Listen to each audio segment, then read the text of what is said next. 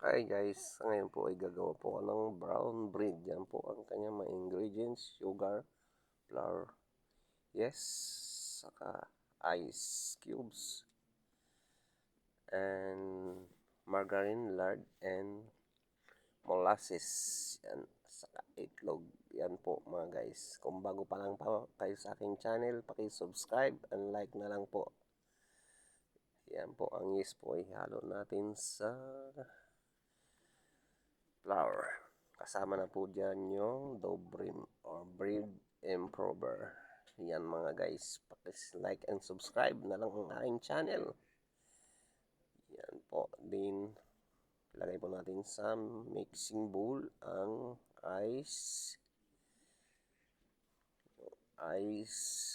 yung sugar, kasama na po dyan mga guys yung anti-mold. Yan po, kasama na po sugar, anti-mold, and salt. Nandyan na po mga guys. Ihalo na natin yan sa tubig upang sa ganun ay matunaw. Ilagay na rin na po natin ang molasses, itlog, lard, sa margarine. Then, after nyan mga guys, yan, lagay na natin ang flour. Paikot-ikot na po natin ang ating mixer. Yan mga guys. Tandaan lang muna natin sa una kasi tumatalsik ang harina pag masyadong mabilis. Kaya subscribe na po kayo sa aking channel. Paki-like nyo na rin ang aking YouTube channel mga guys. Kung nagustuhan nyo ang video ito, yan po. Yan din after nyan. Pag nakita po na natin na medyo shiny na mga guys at elastic ng ating dough, pwede na natin po yung tanggalin mga guys. Yan. Tanggalin na po natin ang ating brown bread sa mixer. Yan mga guys. After nyan mga guys ay ating titimbangin na po. Yan. Timbangin na natin. Hatiin natin sa 4 na part ang ating dough. Yan po mga guys. Yan. Ang aking timbang yan ay umabot ng 650 mga guys. Yan. 650 pagkatimbang ko yan mga guys. Yan po. Nang sa ganun po ay parehas ang kanilang mga laki. Welcome po sa mga bago pa lang dyan sa aking YouTube channel. Paki-like and subscribe nyo na lang sa aking mga followers. Yan po, after nyan guys, bilogin po natin ng ganyan. Pagkabilog po natin, rest po natin mga guys ng 10 to 15 minutes guys. Yan, rest na natin. Yan guys, after 10 minutes, yan na po. I-hold na po natin ang ating brown bread. Yan, lapad-laparin lang po natin at pahabain na parang baston. Yan guys. Yan na po ang ating brown bread.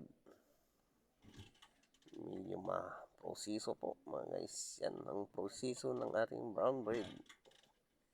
Paki-like and subscribe na rin po kayo sa aking channel. Yan po ang aking brown bread. Yan. After nyan guys, ilagay po na natin sa kanyang baking pan ang ating brown bread mga guys. Yan. Ipasok po natin yan mga guys. Yan. Dahil ang ating ginagawa ay brown bread loaf. Yan mga guys. Pero guys, pag niro-roll natin ng ganyan mga guys, lagyan po natin ng lard nang sa ganun po hindi dumikit ang ating tinapay sa kanyang hulmahan mga guys. Yan. At ang ating hulmahan mga guys, kailangan po ay may lard din. Yan. Yan mga guys, ang ating brown bread. Yan na po, ready for proof na. Ipo-proofing po natin yan guys ng 1 hour and a half into. Yan na po ang kanyang resulta after 1 and a half hour. Ready for bake na po mga guys. Yan. Bibake po natin sa 177 Celsius for 30 minutes mga guys. Yan. After yan, no? After 30 minutes guys, yan na ang ating brown bread. Yan, napakasarap na brown bread. Healthy bread na tinapay. Yan po.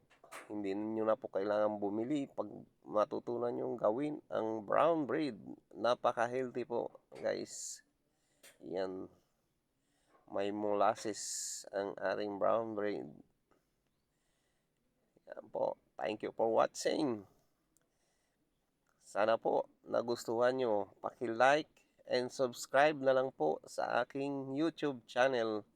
Thank you. God bless po sa inyong lahat. Like and subscribe. Thank you very much. God bless everyone.